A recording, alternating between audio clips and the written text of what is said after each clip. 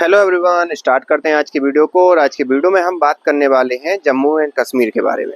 जम्मू कश्मीर के बारे में बात करना इसलिए भी ज़रूरी है क्योंकि आपने देखा था कि पहलगाम के अंदर एक हमला हुआ और उस हमले में फिर बाद में कई हमारे भारत के जो हिंदू हैं स्पेशली वो मारे गए, क्योंकि उन हमलावरों ने, उन आतंकवादियों ने उनके लिए पहचान कर करके जो कलमा नहीं पढ़ पाए, जो हिंदू थे, उनको ही मारा और मुसलमानों को जाने दिया।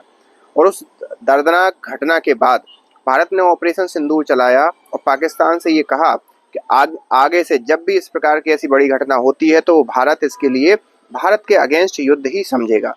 और पाकिस्तान इस हालत में भी ऐसा है नहीं कि वो इस प्रकार की घटना को अंजाम या इतनी बड़ी घटना को अंजाम देने की कोशिश भी कर पाए, क्योंकि पाकिस्तान के अंदर जो बलूचिस्तान है वहाँ पर भी प्रोटेस्ट चल रहा है, पीओके है वहाँ पर भी प्रोटेस्ट चल रहा है। तो ये सारी जगहों में उनकी सेना बटी हुई है। तो एक प्रकार से ये कहें कि पाकिस्तान उस स्थिति में तो नहीं है कि वो भारत के साथ डायरेक्ट मुकाबला कर पाए।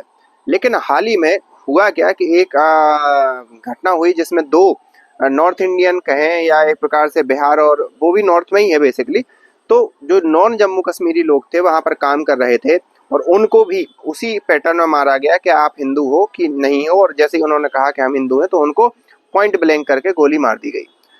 ये तो थी एक घटना। अब ये घटनाएं हो क्यों रही हैं? सीधी सी बात है, वहाँ की जो लोग हैं, वहाँ की जो जनता है, और मैं कहता हूँ सरकार माने चाहे ना माने, 98%, 2% कुछ अलग होंगे, अलग विचारधारा वाले लोग, लेकिन 90% जो मुस्लिम पॉपुलेशन है वो भारत के प्रति राष्ट्रीयता का भाव नहीं रखती, भारत के प्रति संवेदनशीलता नहीं रखती, और भारत के लिए वो एक प्रकार से मैं कहूँगा कि ईमानदार भी नहीं है।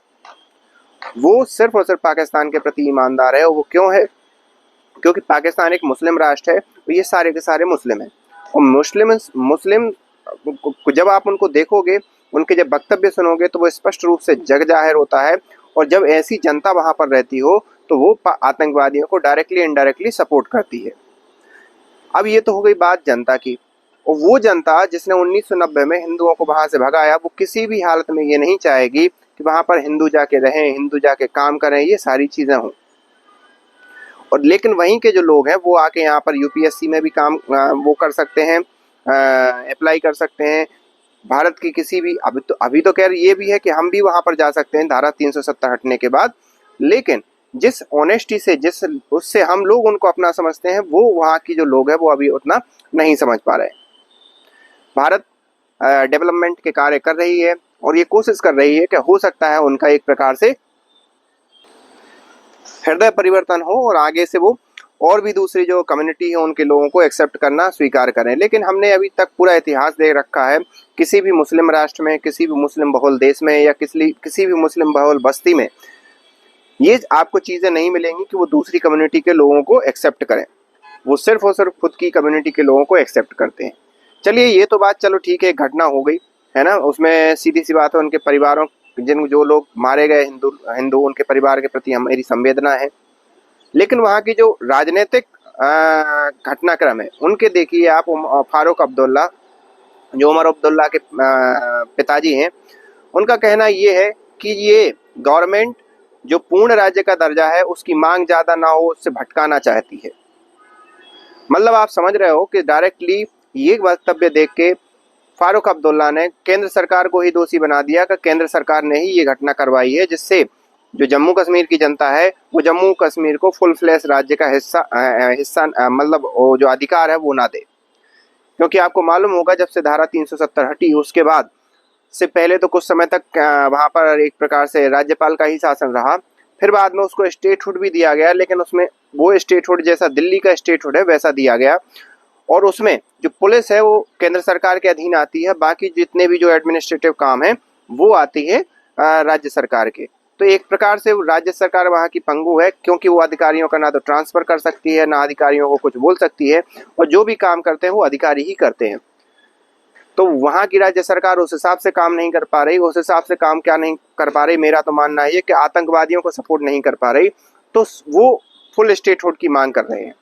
और मुझे लगता नहीं है कि वर्तमान गवर्नमेंट किसी भी सीमावर्ती राज्य को, एक्सेप्ट पंजाब में भी हो सकता है वो केंद्र शासित प्रदेश ही बना दें, तो किसी भी सीमावर्ती राज्य को पूर्ण राज्य का दर्जा तो नहीं देने वाली है।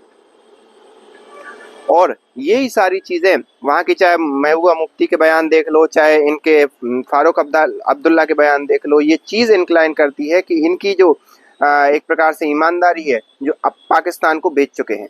भारत के प्रति इनकी ईमानदारी कुछ नहीं है, और ये घोषणा ये करते हैं कि भाई साहब हमने ये कर दिया तो पाकिस्तान पीओके बचा रहा, ये कर दिया तो पीओके बचा रहा। लेकिन यही पॉलिटिकल लीडर थे जब 1990 में भी कत्लेआम किया गया था हिंदुओं का। अब केंद्र सरकार इनके प्रति कार्रवाई क्यों नहीं करती, ये केंद्र सरकार जाने। लेकिन हाल फिलहाल में जो हालात हैं कश्मीर के, वो अगर आप ये सोच रहे हो कि वहाँ के लोग आपको एक्सेप्ट कर लेंगे, तो मुझे तो नहीं लगता, क्योंकि जो होने वाली घटना है ये उस तरफ इशारा करती हैं।